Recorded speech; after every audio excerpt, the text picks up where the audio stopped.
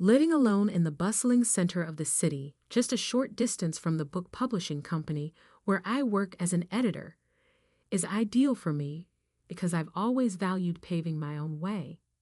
Even though I can always reach my parents by phone, I am the only one responsible for the responsibilities of city living. I decided to exchange manuscripts for some fresh air one Saturday when I was itching for a change of pace and went to my favorite park. I usually find comfort there because it's a quiet spot. I was so engrossed in my thoughts that day, possibly too much so, that I didn't notice the bike route ahead until someone yelled, "Watch out!" A bike screeched to a stop just where I would have been a few seconds later, and I was able to back off in time. He caught his breath and said, "Jesus, lady, you trying to get yourself killed?" He was irritated but relieved that there had been no collision. Apologetically, I admitted, "I'm so sorry. I wasn't paying attention. Are you okay?" "I'm fine. No thanks to you." "You got to watch where you're going," he replied, his tone harsh, yet laced with genuine concern.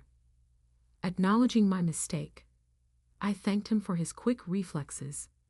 After a moment, he relaxed slightly and suggested, "All right, no harm done, I guess, but maybe keep off the bike lane, huh?" "Deal," I responded with a small smile, introducing myself. "I'm Elizabeth, by the way." "Gregory," he replied, extending his hand, which I shook. "So, Elizabeth, always this distracted, or is it just my lucky day?" "Only on Saturdays," I quipped, feeling more comfortable. We both laughed, and that awkward beginning morphed into coffee at a nearby cafe. Gregory worked in car sales, direct and blunt but amusing. We chatted about everything from books, which he rarely read, to cars, about which I knew little. The conversation flowed effortlessly, the hours behind us where time slipped by unnoticed. I didn't think I'd end up spending my afternoon with the woman who nearly wrecked my bike, Gregory remarked as we later stood to leave. "And I didn't think I'd be thanking the guy who nearly ran me over on our first encounter," I replied with a laugh. "Well, I guess we're both full of surprises. Can I see you again, Elizabeth?" "Maybe on a day when you're not in the path of moving vehicles," I nodded, smiling.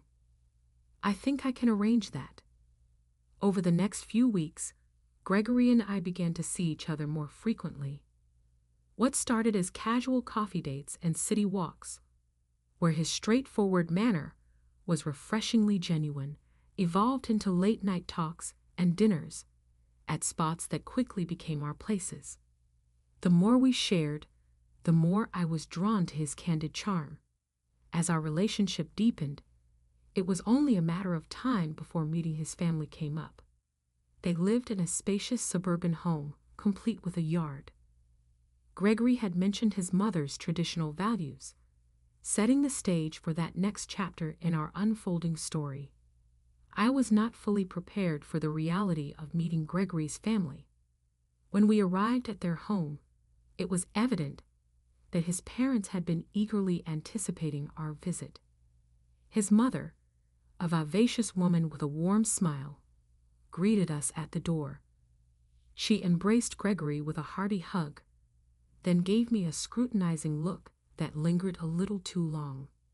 "Elizabeth, dear, it's so wonderful to finally meet you. Gregory has told us so much about you," she exclaimed, pulling me into a hug that seemed more about sizing me up than welcoming me. "Thanks, Mrs. Carroll. It's great to meet you too," I responded, doing my best to mirror her warmth. We settled into the living room, and Mrs. Carroll dove right into the conversation. "So, Elizabeth, Gregory tells us you work at a publishing house. That must be quite exciting, handling books all day," she said. "It is, Mrs. Carroll. I love my job. It's rewarding to be part of the creative process," I explained, glancing at Gregory, hoping he'd help navigate the conversation. That's nice, dear. But once you two settle down, you'll need to consider what's really important. Family should come first, and a woman's touch in the home is irreplaceable, she continued without missing a beat.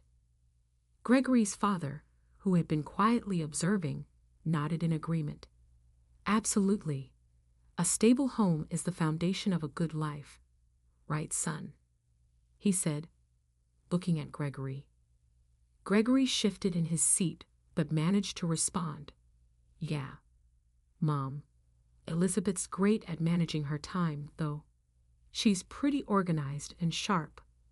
Of course, but managing a home is different, It's a full-time commitment, his mother countered, her gaze intense, as if she were trying to decode me. Feeling cornered, I cleared my throat. I believe it's possible to balance both, Mrs. Carroll. I think a modern family can have two working parents. It's all about teamwork, isn't it? Mrs. Carroll smiled, but her eyes did not reflect the warmth of her expression. Oh dear, that's a nice thought. But in reality, children need their mother, and a house needs a woman's touch, not just a quick sweep. The conversation shifted away from this point, but her words lingered. Dinner was served, and it felt like navigating a minefield. Every compliment about the food seemed like a subtle hint for me to take notes. Elizabeth, do you cook often? Mrs. Carroll asked as she served a perfectly roasted chicken. Sometimes when I can. Work keeps me pretty busy, I replied, trying to keep the tone light. Oh well, you'll find great satisfaction in keeping your family fed and your house in order, she said, passing the mashed potatoes as if imparting age-old wisdom. Gregory gave me a light kick under the table, a silent signal to stay calm. I simply smiled, sipping my wine a bit more than usual, reflecting on how this dinner felt more like an interview than a meal. Despite the initial reservations from that first meeting, Gregory and I continued our relationship, and after a year, we decided to get married. Love, as they say, fills you with hope. We planned a modest wedding with close family and friends. Nothing extravagant, just the way we both wanted it. The wedding day was a joyful blur of smiles, flowers, and a small crowd of well-wishers at the local community hall we had booked. It was quaintly decorated, and there was a palpable air of excitement, perhaps just my nerves. The ceremony was brief yet poignant. We exchanged vows, rings, and a kiss that sealed our commitment. Everyone clapped, and in that moment, everything felt just right. During the reception, where we were enjoying some appetizers, Gregory casually brought up the idea of moving to a larger apartment. As he nibbled on some finger food, he said, I've been thinking about our discussion on needing more space. I was snacking on a celery stick and nodded in agreement. What did you find? I inquired. Gregory's eyes lit up as he shared. There's this fantastic apartment that's not only spacious, but also beautifully laid out. It's actually close to where I grew up. He observed my reaction carefully. Near your parents? I asked, trying to keep my tone neutral. Yes, it's convenient, and my parents would love to have us nearby. Plus, my dad offered to help with the rent for a while, he added. I paused, contemplating the frequent visits from his mother that might become a routine. I said, That's very kind, but Gregory, you know how much I value our privacy. I don't want to feel dependent, I expressed. Gregory held my hand reassuringly. I understand, Elizabeth, but financially, it's a wise decision, and having family close could be beneficial, especially if we start our own soon. I was skeptical but agreed to consider it. We can try, but if it gets overwhelming, we'll need to rethink our decision, I said, Agreed. Gregory smiled, and we returned to hosting our friends. Moving proved to be a challenge.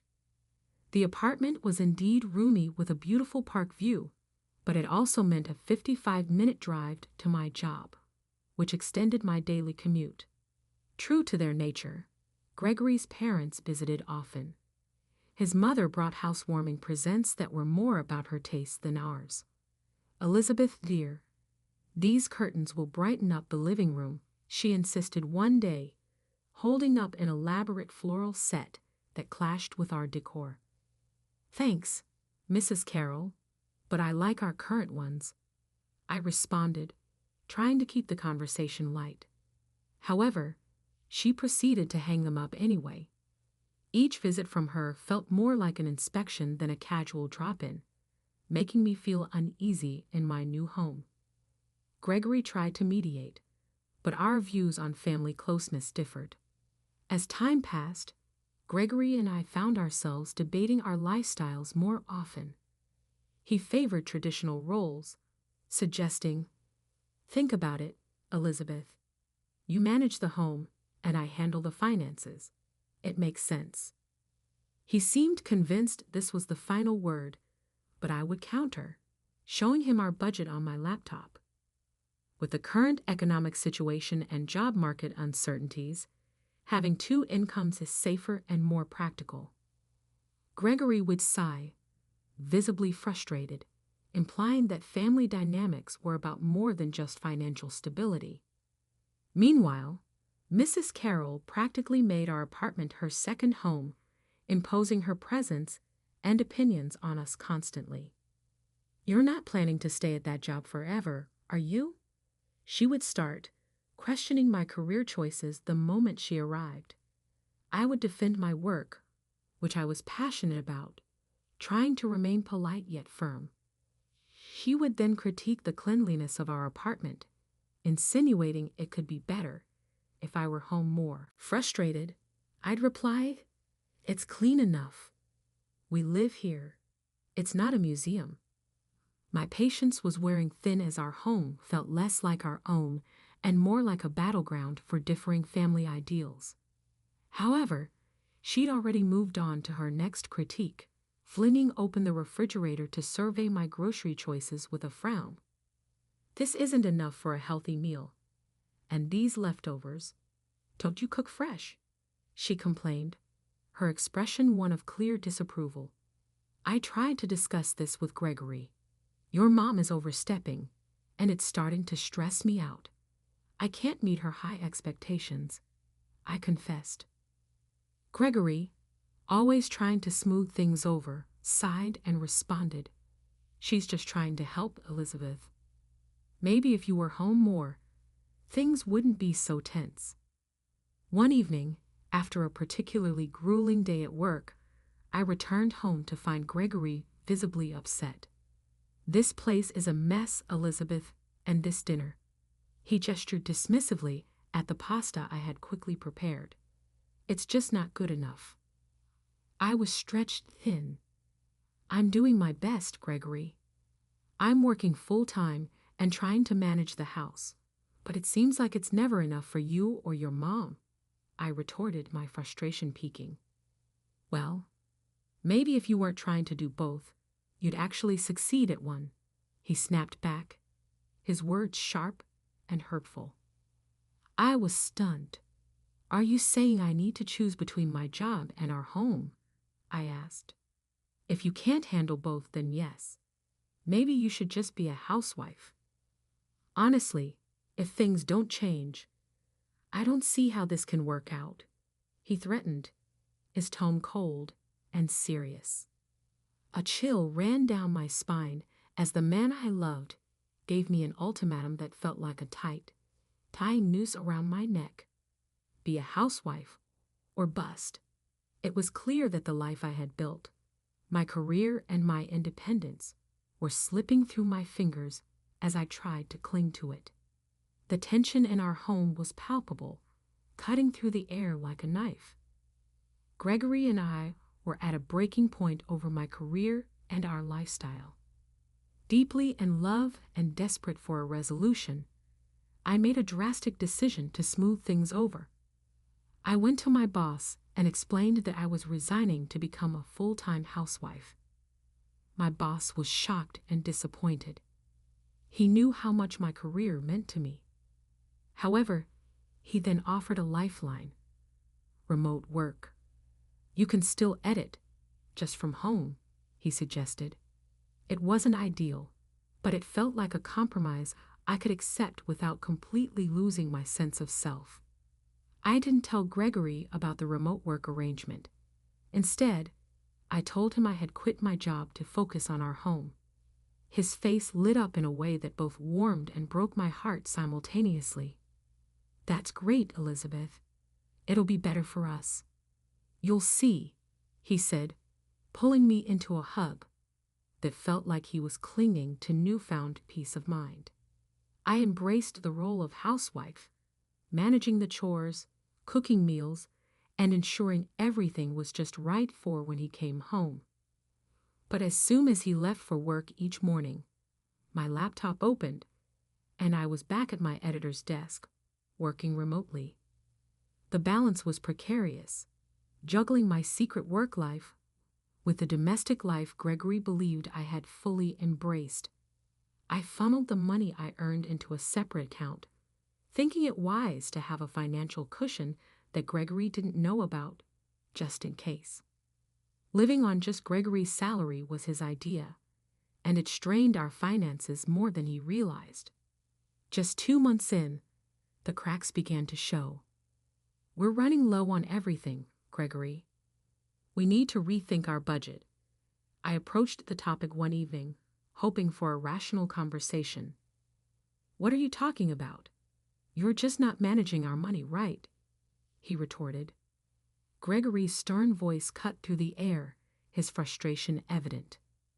"You need to cut back on spending," he exclaimed, his words sharp with irritation. I felt a sting of hurt. I hadn't treated myself in ages, always on the lookout for sales, and saving wherever possible. I've been incredibly careful with our finances. I retorted, my voice tight, wounded by his accusation. The next morning, as if summoned, Mrs. Carroll arrived at our doorstep. "Gregory mentioned you're struggling with the budget. Let me show you the right way to shop," she announced decisively, leaving no room for argument.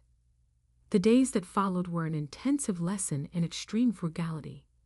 She took me from store to store, pointing out the least expensive products, many of questionable quality. "These are what you should be buying, Elizabeth. Forget the fancy stuff," she instructed sharply, treating me more and more like a misbehaving child than an adult. She even taught me how to dilute dish soap to extend its use. Her gaze piercing, she said, "You'll learn to manage with less. It's for the best." She stated this more to herself than to me. She scrutinized every receipt and questioned every purchase. "Why this?" "There's no need for unnecessary trips when there's work to be done." She scolded upon seeing a bus ticket among my things. It was about more than just saving money. It felt belittling, as though I was constantly being watched. The strict regimen imposed by Gregory and enforced by his mother felt suffocating. One afternoon, overwhelmed, I locked myself in our bedroom and called my mom. Tears edged my voice as I shared how Mrs. Carroll's stringent budgeting tips made it feel like I was living through the Great Depression. "That's not normal, Elizabeth," my mom responded firmly. "You and Gregory are supposed to be partners. It sounds like she's taking control, and Gregory should allow it." Relief washed over me as she spoke, but it was short-lived. Suddenly, the door burst open. Gregory stood there, fury etched across his face. Having overheard my conversation, without a word, he grabbed the phone from my hand and ended the call. A wife shouldn't be complaining about her husband and his mother like some traitor, he snapped coldly. I was stunned. Gregory, I was talking to my mom. I needed someone to talk to. I tried to explain, but he was unyielding. The argument escalated quickly. Voices raised, words thrown that couldn't be taken back. In a fit of anger, Gregory stormed out, slamming the door behind him. He was gone until past midnight, leaving me alone with my swirling thoughts of sadness and frustration. When he finally returned, the smell of alcohol hung heavily around him. His usual stern demeanor had given way to a sloppy, cruel drunkenness. I should have listened to my mom. She warned me about marrying someone like you. He slurred his words, cutting deep. I stood up, my anger rising. Gregory, you're an adult. Stop letting your mother dictate our lives. You don't need her approval for everything. His anger flared even more at my words. If you're so unhappy, why don't you just leave? He bellowed, stepping threateningly close. It's 2 a.m., Gregory. It's not safe. I replied, my voice trembling as I tried to reason with him. I don't care. Get out, he shouted, turning away dismissively. After a brief hesitation, I started gathering my essentials, my phone and some clothes. When I reached for my wallet, Gregory snatched it away, his voice laced with venom. He declared, I earned this money, Elizabeth. You have no right to it. A wave of panic washed over me, but then I remembered my bank account, my secret backup plan.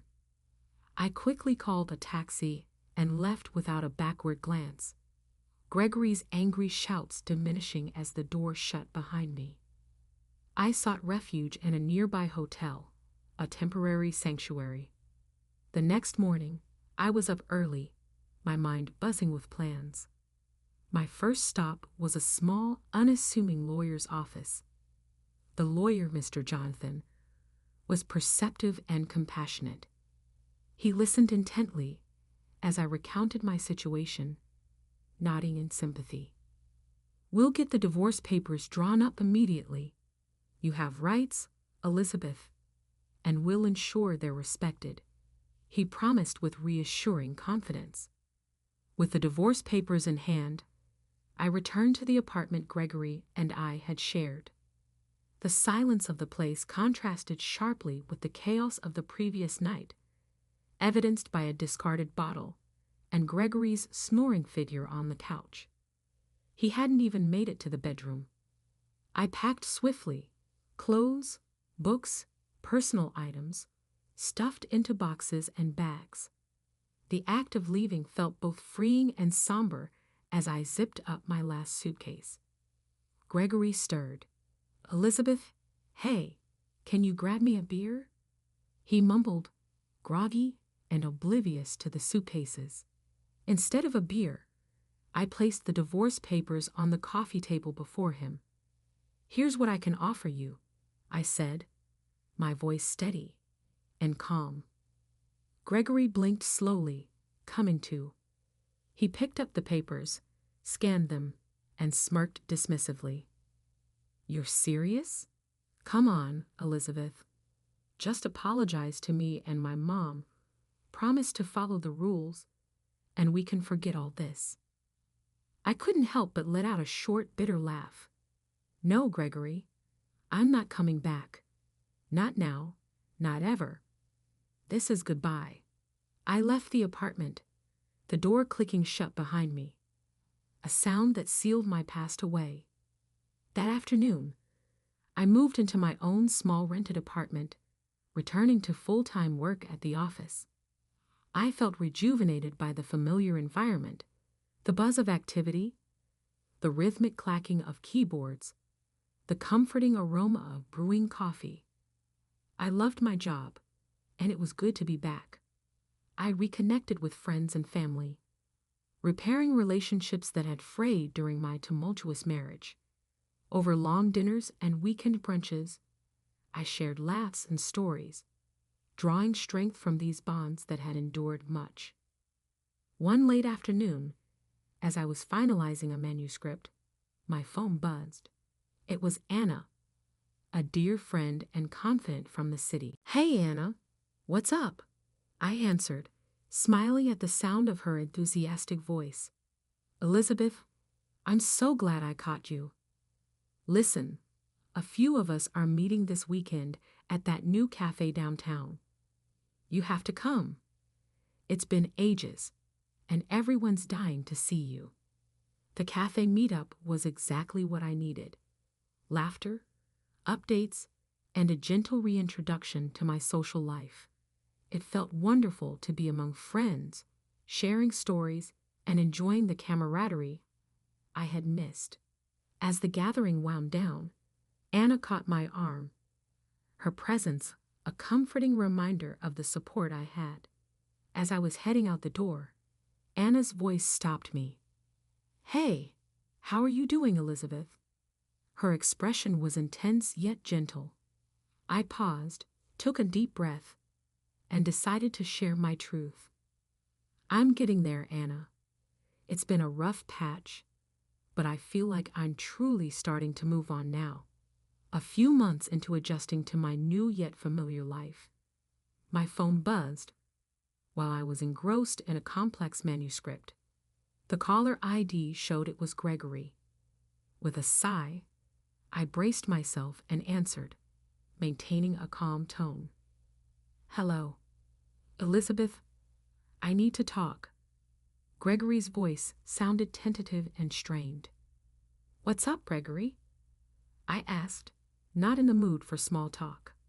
"I've been fired," he blurted out. "Things are pretty bad financially. I was hoping. Do you think you could lend me some money?" I pressed, already anticipating the next part of his request. He continued hesitantly. "And I was thinking maybe we could start over. If you apologize to my mom and me, maybe we could try again. You could help us out." I couldn't contain my laughter. The suggestion was absurd. "Gregory, are you joking? You expect me to apologize, support you, and return to that chaos? You've abandoned your values pretty quickly, haven't you?" The line went quiet. Finally, he asked, "So is that a no?" "Gregory, yes. That's definitely no," I said, continuing to find his idea absurd. "I'm doing well, and I'm not about to sacrifice my newfound freedom and happiness to revisit whatever that was." I hung up and shook my head, shocked by what I had heard. It made me realize how much I had changed and how free I felt now. With a smile tugging at my lips, I returned my attention to my text.